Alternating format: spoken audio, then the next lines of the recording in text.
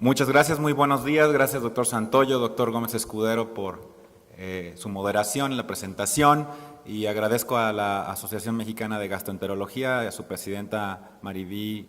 Bielsa por la amable invitación a seguir participando en este curso que año con año se realiza de manera muy exitosa. Y vamos a hacer una mención acerca de los trabajos que considero fueron más relevantes en términos de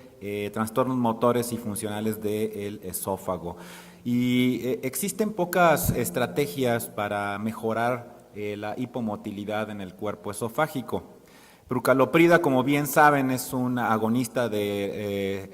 5-hidroxitriptamina en su receptor 4, que tiene como función principal pues, la contractilidad.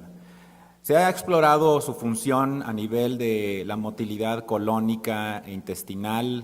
tubo digestivo medio, también a nivel del vaciamiento gástrico, y en esta ocasión estos autores tienen a la prucaloprida bajo estudio para valorar su efecto sobre la peristalsis en el esófago humano. Y lo que hicieron es que en teoría, la prucaloprida tiene un efecto no selectivo en todo el tubo digestivo, por lo cual podría ser de utilidad también a nivel esofágico. Lo que ellos hicieron es evaluar con manometría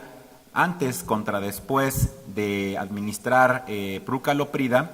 y lo que observaron es que este fármaco induce un incremento en la contractilidad del esófago en toda su extensión, tanto desde el tercio proximal, medio y distal, así como una menor duración, o más rápida la contractilidad cuando se utiliza prucaloprida comparativamente con el basal, y de igual manera se puede observar un ligero incremento en la presión del esfínter esofágico inferior. Esto también utilizaron ellos una distensión con aire en el esófago para inducir peristalsis secundaria, y observaron que prucaloprida puede inducir de manera más frecuente el que tengan ondas de contracción secundaria y que éstas tengan también mayor amplitud. De tal forma que la prucaloprida tiene un potencial en su aplicación de trastornos de la hipomotilidad. Sin embargo, pues debe de explorarse en el contexto adecuado en pacientes sintomáticos para concluir que este pueda tener un efecto benéfico. Y aquí vemos cómo sí se induce un incremento en la frecuencia de peristalsis cuando se utiliza prucaloprida. Por otra parte, este otro grupo de la Universidad de Washington en San Luis, Missouri, evaluó esta condición que conocemos recientemente, que es la obstrucción al flujo de salida de la unión esófago-gástrica, que es un diagnóstico manométrico que ha podido bien caracterizarse desde el advenimiento de la manometría de alta resolución con topografía de la presión del esófago. Y lo que sucede es que comúnmente cuando hacemos estos estudios podemos llegar a la conclusión diagnóstica de una obstrucción del flujo de salida. Sin embargo, el paciente no tiene disfagia. Y en ese contexto, la realidad es que no nos explicamos adecuadamente cuál es el valor de tener este diagnóstico manométrico en ausencia de síntomas. De tal suerte que estos autores evaluaron pacientes con obstrucción del flujo de salida de la unión esófago-gástrica en el contexto de separarlos entre los que tenían y no tenían disfagia como síntoma cardinal. Y lo que observaron ellos fue que solamente, después de haber hecho una evaluación endoscópica, manométrica, incluso utilizando esofagografía, para evaluar adecuadamente si no existía una obstrucción orgánica o estructural, lo que encontraron al separar a aquellos pacientes aquellos que sí tenían una obstrucción estructural contra aquellos que no tenían una obstrucción estructural, el único componente que resultó diferente fue la presencia de una presión intravolo mayor en aquellos sujetos que tenían una obstrucción orgánica o estructural. Tal suerte de que trabajos previos han demostrado que los pacientes que tienen obstrucción del flujo de salida y disfagia son los que realmente tienen un componente al cual hay que tratar. Pero ahora con este trabajo tenemos que identificar si no existen alteraciones estructurales en ese grupo de pacientes con disfagia y que en manometría uno de los indicios podría ser el encontrar un incremento en la presión intravolo. Por otra parte, se están utilizando pruebas provocativas para tratar de dilucidar adecuadamente los componentes que hay en la unión esófago-gástrica y cómo reacciona el esófago ante estos estímulos. Este grupo lo que observó en pacientes con acalasia es que investigaron la contractilidad por el acortamiento del esófago inducido por colecistocinina. Y lo que observaron es que aquí pueden ver en esta imagen de topografía de la presión del esófago, es que en esta zona se encuentra una concordancia entre la crura diafragmática y el esfínter esofágico inferior propiamente dicho. Cuando administraban colecistocinina, se da un acortamiento del esófago. Vean la distancia a la que se encuentra el esfínter superior del esfínter inferior en esta zona y cómo esta se reduce tras la administración de colecistocinina. Pero en el periodo, digamos, de recuperación de este acortamiento, es más factible observar por debajo la contracción del diafragma con el ciclo inspiratorio y por encima realmente el componente del esfínter esofágico inferior. Entonces, ellos comentan que esta separación que pueden aquí ver en periodo basal, cómo se induce el acortamiento durante la administración de colecistocinina y que ésta persiste posteriormente a que ha pasado el acortamiento del esófago, pueden ayudar a que se separen ambos componentes, tanto del esfínter como la crura, y evaluar de manera más adecuada a pacientes con acalasia. Este mismo grupo está utilizando el nitrito de amilo. El nitrito de amilo es utilizado en el contexto de farmacológicamente hablando en anestesia, pero también tiene, digamos, usos recreacionales e ilícitos que se puede utilizar como una droga, ¿no? Y lo que hace es que es un potente vasodilatador y lo que ayuda, o estos autores proponen, es que la evaluación de los pacientes que tienen disfagia posterior a una intervención quirúrgica de tipo antirreflujo, como puede ser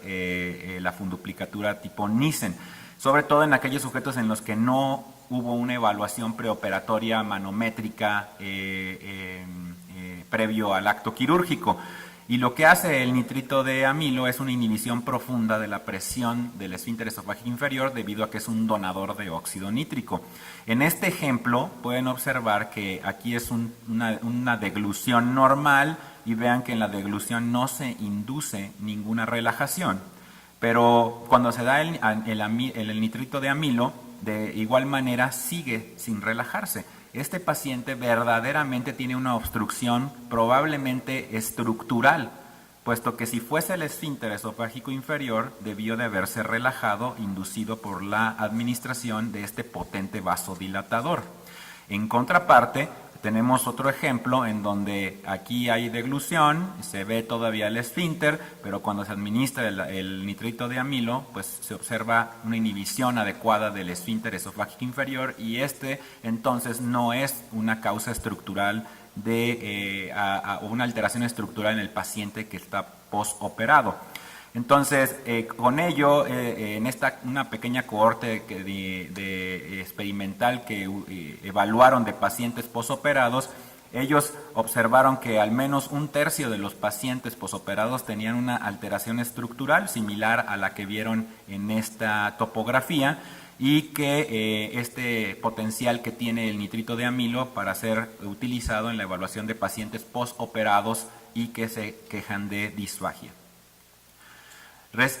La tecnología de EndoFlip, que es una evaluación de la que es una herramienta de impedancia que puede ayudar a valorar la distensibilidad de algunos órganos, entre estos el esófago, ya se ha utilizado de manera previa para la evaluación de la distensibilidad de la unión esófago-gástrica de los pacientes con acalasia.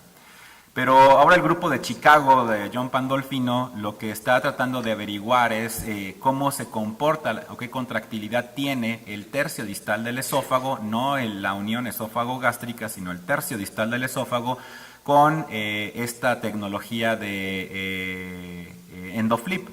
Y ellos catalogaron, con base a la distensibilidad del esófago, aquellos que tenían un índice de distensibilidad anormal del tercio distal del esófago y la unión esófago-gástrica, y aquellos que lo tenían normal. Y bueno, aquí pueden observar que todos los pacientes que tenían acalasia en sus diferentes subtipos, así como obstrucción funcional, presentaron una mayor cantidad de ondas retrógradas, le llamaron ellos, ondas anterógradas, comparativamente con los sujetos controles y contra aquellos sujetos que tenían un índice de distensibilidad normal. Trataron de hacer una clasificación la cual todavía es bastante compleja y no vamos a profundizar en ella, pero es, digamos, con base a la utilización del EndoFlip, identificar aquellos con índices de distensibilidad, digamos, adecuados o inadecuados, y con base a los diferentes hallazgos llegar a conclusiones de lo que presenta cada uno de los pacientes. Esto es una clasificación muy incipiente y todavía, digamos, no está ni estandarizada, pero es algo que proponen estos autores para la evaluación de los sujetos que tienen trastornos como la disfagia. Otra cosa que siempre nos preguntamos es, bueno, ¿cuál es el desenlace que tienen los pacientes una vez que están tratados para acalasia? Y lo que queremos ver en muchas ocasiones son los ensayos clínicos aleatorizados en donde se compare la efectividad de dilatación neumática contra miotomía, pero en estos autores lo que hicieron fue un estudio, digamos, abierto, observacional, en donde no está controlado, y se evaluaron 150 pacientes, de los cuales a 112 les hicieron una miotomía y a 38 una dilatación neumática. Lo que observaron ellos es que la dilatación neumática tiene un mayor número de reintervenciones, 1.61 intervenciones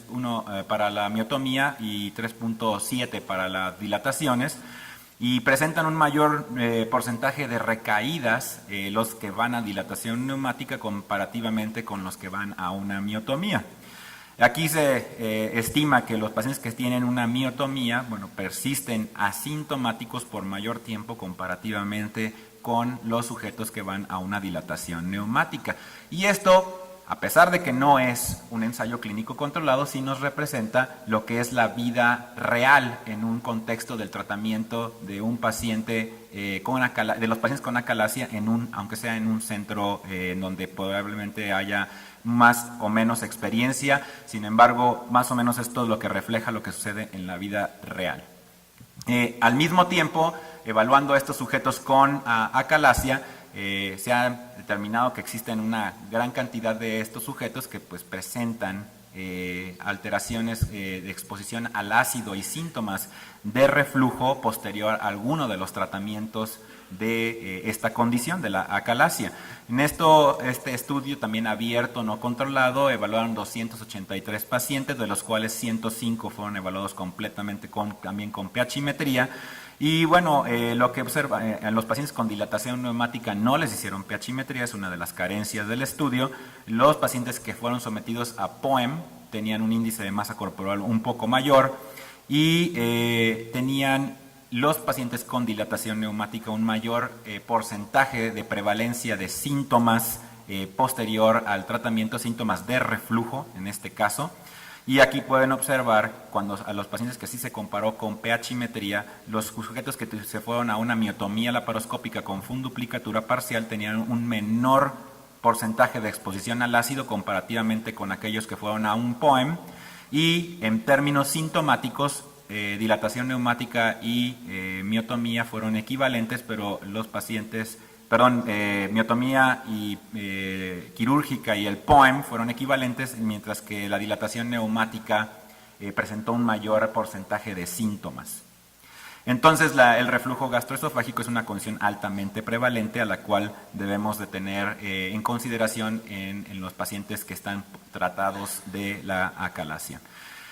Otras situaciones, lo que se explora acerca de la sobreposición que hay de la pirosis funcional con pacientes con síndrome de intestino irritable, y bueno, ellos trataron de identificar factores predictores para que esta asociación se dé, y lo que hicieron es que en una base de datos se evaluaron 701 pacientes en las cuales a todos se les había excluido causas orgánicas, tanto esofágicas como colónicas. A una gran proporción de pacientes se les hizo colonoscopía, calprotectina fecal para ver que no hubiera ningún proceso inflamatorio. Se les realizó pH-metría con impedancia y lo que encontraron fue que el síndrome de intestino irritable se sobrepone con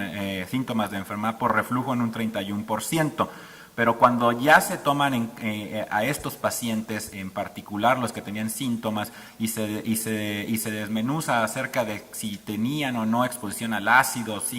o solo eran sintomáticos, pues la sobreposición con los síntomas de reflujo al final de la conclusión diagnóstica fue mayor, hasta en casi 77% de las veces, con el síndrome de intestino irritable. Es decir, los pacientes que tienen síntomas de síndrome de intestino irritable más frecuentemente cuando tienen síntomas de reflujo pueden tener pirosis funcional, y esto es probablemente debido a que comparten mecanismos de hipersensibilidad visceral. Por último, este otro trabajo evaluó cuál es el rendimiento diagnóstico de la manometría ambulatoria para los pacientes que presentan dolor torácico de origen no cardíaco. Y aquí lo que sabemos es que pues, la enfermedad por reflujo es la principal causa, que la prueba terapéutica y que el uso de la pH-metría son los que pueden llegar a esclarecer si este dolor torácico está vinculado o no con el reflujo. Pero lo que aquí hacen estos autores es que pues, colocan el manómetro y mandan al paciente de manera ambulatoria para la evaluación de algún trastorno motor, debido a que cuando hacemos una manometría esofágica que le llamamos estacionaria, es decir, en el laboratorio, con las 10 degluciones, la correlación entre síntoma y trastorno motor es realmente rara. No se da de manera muy frecuente que un sujeto que tiene, digamos, dolor torácico es negativo a cualquier investigación por reflujo, pues que se determine que en ese momento que estamos haciendo la prueba se presente un espasmo, por ejemplo, o un esófago hipertensivo, que es el que se denomina jackhammer. Entonces esa asociación es pobre y no se da durante un estudio ambulatorio. Entonces, la hipótesis fue que si extendían hasta 24 horas la evaluación, podrían encontrar con mayor frecuencia esta asociación. Lo que fue muy decepcionante es que realmente fue un bajo rendimiento diagnóstico. Solo encontraron 6.8% de trastornos espásticos o hipertensivos en los sujetos que fueron evaluados, y realmente también no hay una estandarización de cómo interpretar una manometría de 24 horas. Por lo tanto, aún no está, digamos, estandarizado para su uso clínico. Hay que utilizarlo en sujetos quizás que tienen alta sospecha, y no se ha hecho todavía una comparación de lo que sucede en la capacidad diagnóstica entre la comparación de una manometría estacionaria contra una ambulatoria. Para concluir, esta semana de enfermedades digestivas en los Estados Unidos nos trajo trabajos que ayudan a evaluar de manera con pruebas provocativas, como es el nitrito de amilo y la colecistocinina, pues los trastornos motores, en especial pacientes posoperados por funduplicatura y sintomáticos, y aquellos pacientes con acalasia.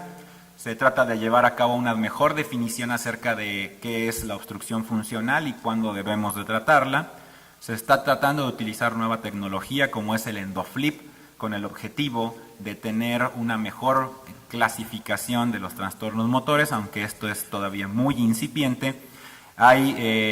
Nos mostraron desenlaces realistas en el contexto de la vida real, de lo que le sucede posiblemente en cualquier centro cuando tratamos un paciente con acalasia, en cualquiera de las modalidades, y también nos mostraron acerca de cómo se comporta la enfermedad por reflujo en estos sujetos. Y también se está determinando el vínculo que hay de la hipersensibilidad entre síndrome de intestino irritable y la pirosis funcional. Muchas gracias por su atención.